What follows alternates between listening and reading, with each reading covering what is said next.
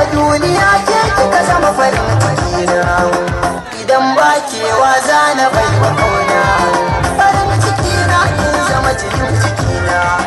Idan da so kauna ba ta kai ni rana, kin zama jigo hasken idaniyata. Na rasa kiwa za ta bani gata, nike na kewa kallon sarauniyata.